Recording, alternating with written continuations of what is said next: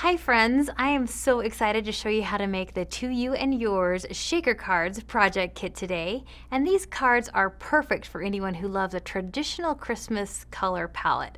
Has that bright real red and it looks gorgeous with that cucumber crush color. And then we've added little pops of gold and crushed curry here and there just to really make these cards stand out.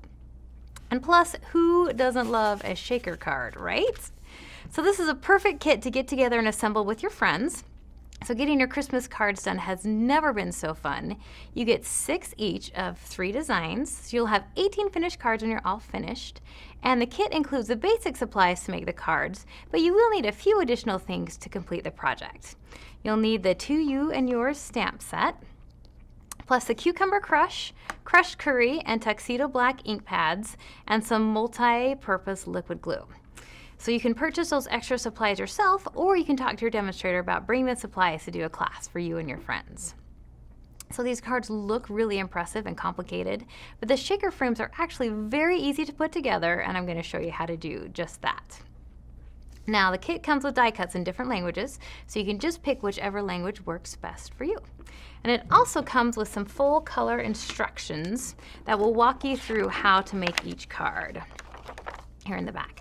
Now you are going to notice a slight difference in these instructions. There was a late change during production, so your finished project will look slightly different from what you see here. The red and the green colors on these die cuts have been reversed. And I actually like it a little bit better. I think that contrast looks a little bit better. So you can see how your card will look like this with the red on it, even though it will show green here in the instructions. So just be aware of that. So let's dive right in so you can see how easily these cards come together. And we're going to start with the Christmas tree first, because this is the one you're going to want to put together first.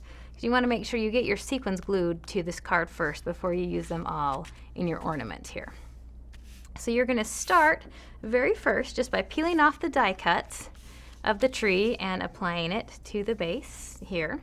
Simple as that, and then you'll add your stamping. So you'll add the star and the little pot and your greeting until your base now looks like this.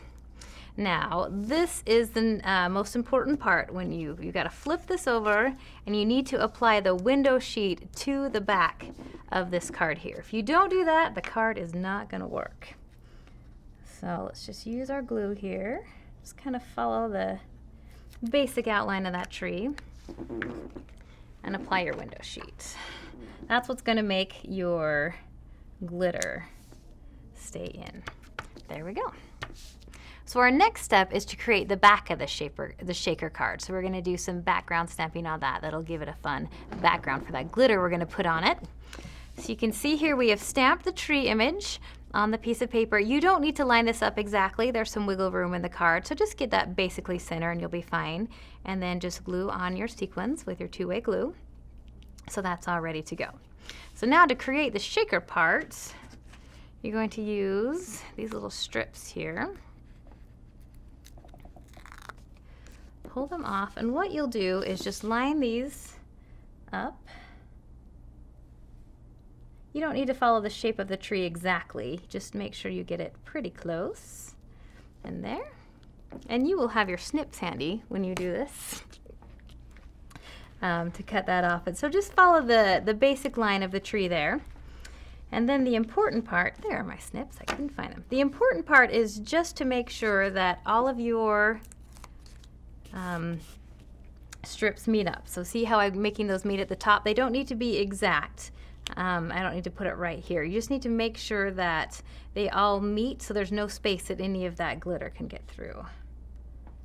So you'll just follow the basic outline of the tree. It's much easier when you have your snips there.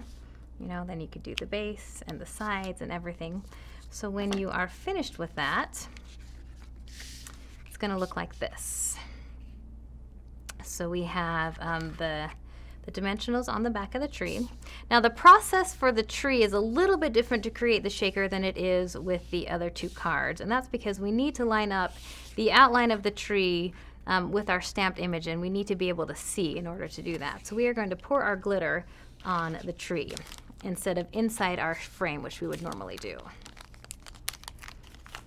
Now you want to get all 6 cards to this point first and then start pouring the glitter. So you don't want to put too much in some cards and then leave you with not enough at the end. So it's easiest if you get all 6 to this point and then just pour your glitter on so you can make sure your glitter is kind of evenly distributed there.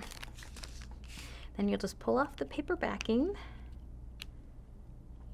on all of these strips, like that. I won't do those all because there's a lot of them there. And then you'll line it up on the tree right there. So just make sure that's straight, that both the stem and the top are good. And then you'll just adhere that to the card like that. And when you have those strips off, that will make the shaker there. So it's as simple as that. Then you'll flip it over and put dimensionals on the corners here, and then adhere that to the card base. So it's really simple to put these cards together. Let me give you a few quick tips on the other two because they are a little bit different. So here on the Joy card, same basic process. You're going to start putting the die cut on the base card first, and then you'll do all of your stamping on that, apply your stickers here in the ribbon, and again, glue the window sheet to the back. That's the most important part. And then for this, even though these strips are straight, they're very flexible, so it's easy to just place around the circle here and bend that into place to create a circle around the edge. Just like that. So they're bendable. So you will get that to that point where it's all done. Now in this case, we are going to put the sequins into the frame instead of on the back. And that's a little bit easier to do. And since we don't have to worry about lining up exactly like we did with the tree, it's going to be easier. So again, get all 6 cards to this point so you don't put too much glitter in one and not enough in the other.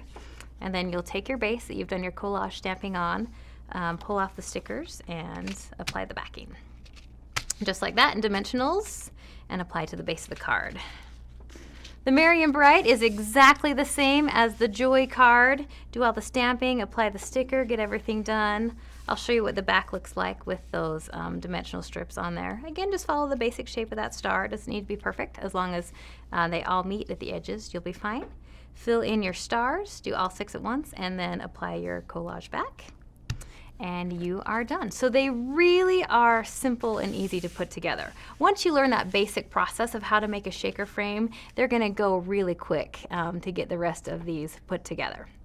And you'll be able to get all 18 cards done pretty easily in an evening, and it's a great time to get together with your friends and just get all of your Christmas cards done. So contact your demonstrator today about a class, or you can also go online to our online store at stampinup.com and purchase all the supplies you need to get your Christmas cards done for fun little shaker frames.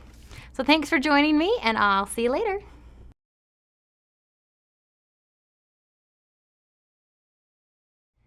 So the video's over, but you can hang around for a bit if you want. I am just catching up on my thank you notes. Let's see, where was I? Thank you, Australia, for giving us Hugh Jackman and Chris Hemsworth.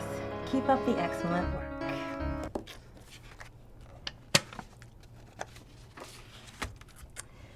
All right, who was next? Thank you, Netflix, for making it possible for me to binge watch all of my favorite shows during my late night stamping escapades. And one more to go.